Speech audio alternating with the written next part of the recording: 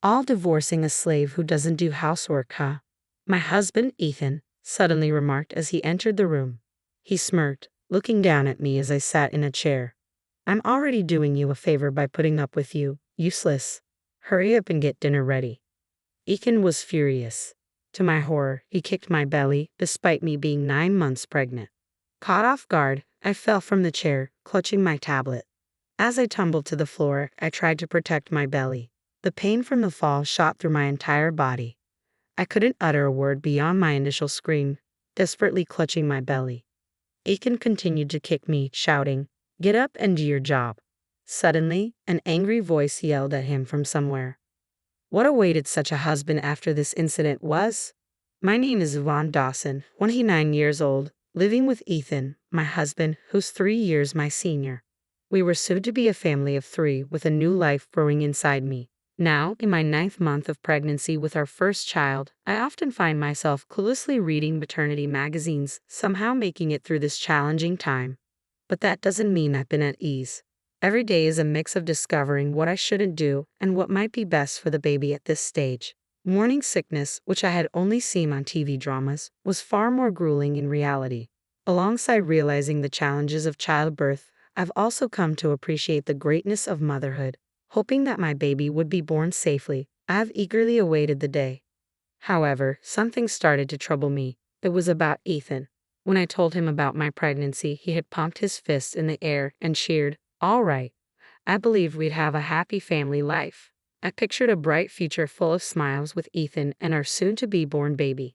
But as I grappled with the uncertainties of my first pregnancy, feeling unwell, unable to move as usual, or bedridden due to morning sickness, Ethan began to change. "I'm home. Why the hell are the lights off?" "Sorry, I've had bad anemia since this morning." "So you haven't done anything again?" "Yes, that's why I tried calling to let you know. Maybe you could grab something to eat or buy something on your way home." I was already on my way. How am I supposed to get my food now? Saying this, he began yelling and throwing things around. I tried telling him about the frozen burgers and pizza in the freezer, but he ranted, "After a long day, you expect your husband to cook for himself," and continued his tirade. Ethan didn't care at all about my well-being, especially when he was hungry. He clicked his tongue in annoyance and left without a word. When he came back after a while, he brazenly finished a meal just for himself, didn't clean up, and went to sleep after drowning himself in alcohol. After watching Ethan go to his room, I managed to get up and eat whatever I could for the sake of my baby. Sitting in the silent living room, I became sad and tears welled up in my eyes. The happy family life I had dreamed of until recently seemed to be crumbling so quickly, and I couldn't process it. Ethan and I had a workplace romance. We worked at a major global corporation called Asher Company, where Ethan was in the marketing department. I'm an executive assistant but also handle some of the accounting. One day, while working on the accounts, Ethan noticed me when he brought some documents from his department. From that day on, he started pursuing me relentlessly. It was love at first sight for Ethan. At first, I wasn't interested at all, but his persistent efforts and the way he seemed to lead his team with such vigor drew me to him, and we started dating. Once we started dating, he was a wonderful person who made me dream of a happy family life. I wondered if he would be kind to me again if I were more diligent about housework and took care of him properly. With that thought, I decided to wake up even earlier than before and move at a relaxed pace. Even if I'm working from home, I have to keep going. Stay strong, me. I opted to work from home instead of taking maternity leave. Some of my secretarial tasks, like scheduling and contacting managers, could be handled remotely, and saving money for our impending baby was a priority. So I stayed positive and adjusted my routine to maintain a balance. I would wake up earlier than Ethan, prepare a hearty breakfast, and see him off to work. Since he usually ate lunch at the company cafeteria, I didn't need to pack him a lunchbox. After sending him off, I focused on my work and managed household chores throughout the day. That was my routine. However, Ethan's demeanor towards me grew increasingly distant. One weekend, feeling unwell from the morning, I overslept past Ethan's wake-up time, despite his reminder about a golf outing with clients. "Hey, wake up. I told you I have a golf outing with clients today. You expect me to leave without breakfast?" "Oh, right. I'm sorry. I just couldn't." Before I could finish, he cut in sharply, "You're useless," and kicked the bed in frustration. His loud voice and the sudden jolt startled me. leading me to blurt out something I immediately regretted. I usually do it right, but today just happened to be. What? You're getting defensive now? You're a homemaker, so given you should get it right every day. His voice rose sharply, and he began lashing out at objects around him. The sounds of things colliding and breaking filled the room. I'm so sorry.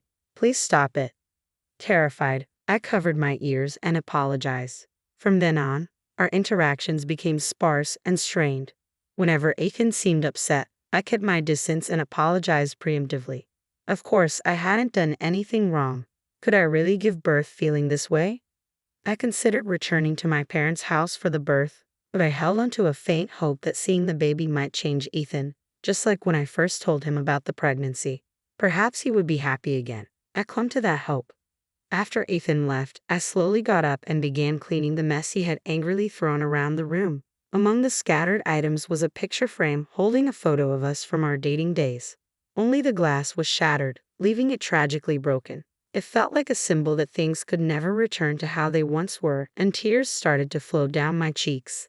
Then someone knocked on the front door. Glancing at the time, it was a little past 10:30 a.m. Who could it be? Ethan wouldn't knock on the door. Wiping my tears, I hurried to answer it.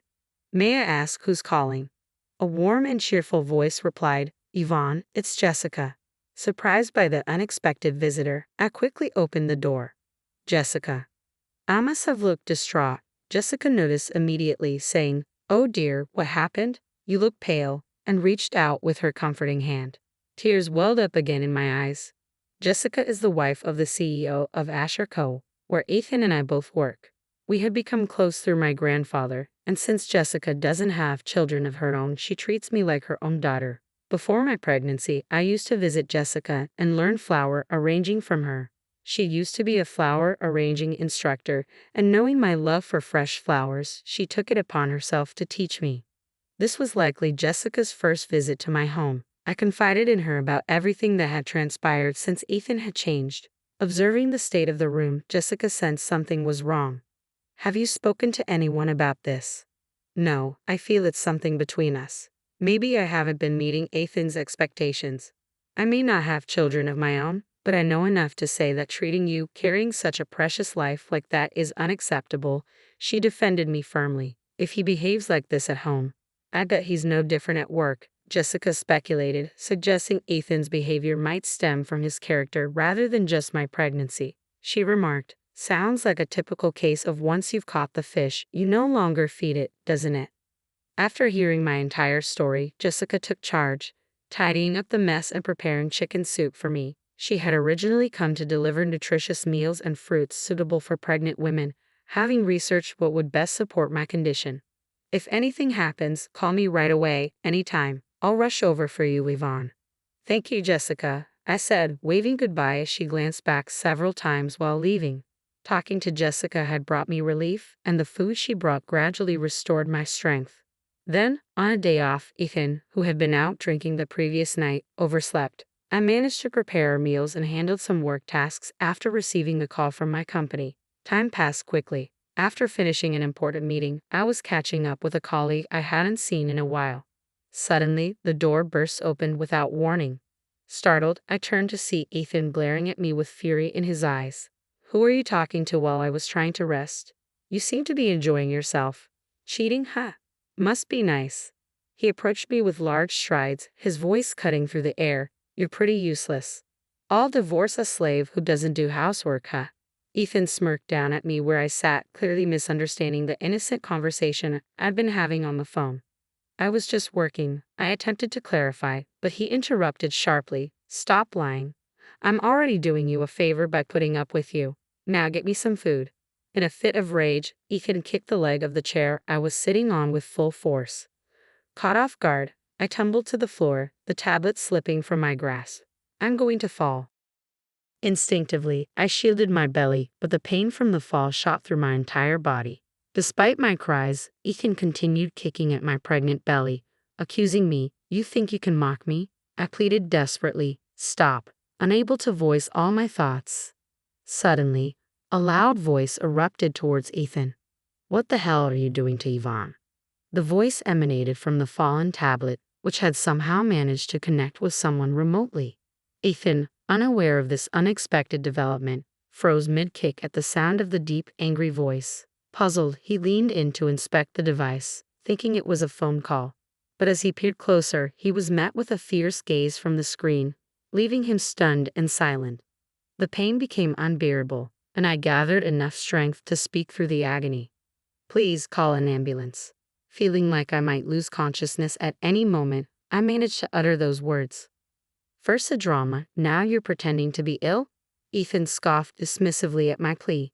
But from the tablet, another voice thundered, "You fool. Do you think her agonizing cry is a joke? Call an ambulance now. Who's been yelling this whole time? Who are you?" Ethan prepared to confront the voice on the screen, but his expression turned pale when he recognized the face.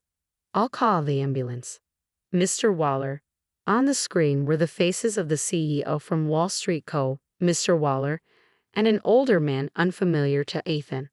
"Ethan, I heard everything. How foolish can you be? Do you even consider yourself human? It's just some rough play, isn't it?" Ethan's feeble excuse was met with another shout from the older man. "You monster. Who the hell kicks a pregnant woman's belly multiple times, especially my precious granddaughter, Yvonne? Who are you, man?" It was Mr. Waller, the CEO of Wall Street Company, who intervened to calm down the furious Ethan. "Ethan, don't you recognize the chairman of our company, Mr. Samuel Asher? And did you not know that Yvonne is his granddaughter?" Those words were hard for Ethan to comprehend. He had no idea that Yvonne was the granddaughter of Samuel Asher, the chairman of Asher Company. This was largely because my father had pursued his own dreams since his college days and had not taken over my grandfather's business. Additionally, Samuel Asher rarely appeared at the company after becoming chairman, making him somewhat of an enigma. Despite the company's name being Asher, Ethan likely hadn't connected it with my original name, Yvonne Ashfield. However, I hadn't planned to keep this a secret forever. I had wanted Ethan to meet my grandfather, and Ethan had even expressed interest in meeting him. I had planned to surprise them with the introduction. Ethan never could have imagined they would meet under these circumstances, with him being seen as aggressive towards his wife. Seeing Ethan pale and speechless, Mr. Waller delivered another blow. "We'll have to consider your position in the company." "Please wait, Mr. Waller. I didn't mean any harm. I was just trying to." Ethan started to explain himself, but Mr. Waller's attention shifted as the ambulance he had called arrived. At the same time, Jessica, likely informed by Mr. Waller, appeared on the scene. As the paramedics lifted me onto the stretcher, Ethan reached out for my hand, but Jessica forcefully pushed him away. "Back off. If anything happens to Yvonne or her baby, I'll never forgive you, even if they're both fine." Jessica shot Ethan a disbelieving glare before turning to the tablet showing Mr. Waller and my grandfather. "I'll be going with her," she declared firmly, gripping my hand tightly as we boarded the ambulance together. As I was wheeled into the ambulance, my consciousness began to fade further. I could barely make out Jessica calling my name before everything went black. When I finally regained consciousness, I was met with brightness and confusion. "Where am I?" I murmured, looking around. "Yvonne? Oh, thank goodness. I'm so sorry. Yvonne's awake now." It was Jessica, relieved and pressing the nurse's call button. From the other side, I could hear my grandfather Samuel's voice. "Yvonne, thank God the baby's fine too." "Grandpa, Jessica." My hazy mind began to clear, and I recalled the traumatic events of being attacked by Ethan while pregnant. "Thank God the baby is safe," my grandfather repeated, his words a comfort as tears streamed down my face. He gently touched my hair and reassured me, "You must have been so scared. You did well." Reflecting on Ethan's changed behavior since our marriage, I couldn't help but voice my doubts. Did I do something wrong? My voice trembled with uncertainty. Jessica quickly reassured me, "Yvonne, this is not your fault." My grandfather interjected firmly, "Whoever did this to my dear Yvonne will answer for it." Both of them stood by me, offering comfort and support. "You just need to rest now," they urged, and I felt a profound relief knowing I wasn't facing this alone. When I woke up again, I learned I had been unconscious for 3 days and nights. After ensuring both the baby and I were stable, I remained in the hospital for a week under observation. Throughout that time, Ethan never visited. Thinking about the danger our child had faced, anger towards Ethan swelled inside me. Jessica, who visited me daily, expressed deep concern about the possibility of me returning home and facing Ethan's potential rage again. Due to her compassion, it was decided that until things with Ethan were resolved, I would stay at the residence of Mr. Waller, the CEO of Asher Company. Given that my parents lived far away and the volatile situation, returning to my hometown for childbirth was ruled out. Initially, I had considered staying with my grandfather. However, with my grandmother passed away and only men remaining there, staying with Jessica at Mr. Waller's residence in New York seemed more practical. Jessica, being a woman herself, meant she could provide support, and being in New York would be advantageous for any legal actions against Ethan. Shortly after moving in with Jessica, Mr. Waller shared troubling insights about Ethan's behavior at Asher Company. It emerged that on the night I confided in Jessica, she had urged Mr. Waller to monitor Ethan closely.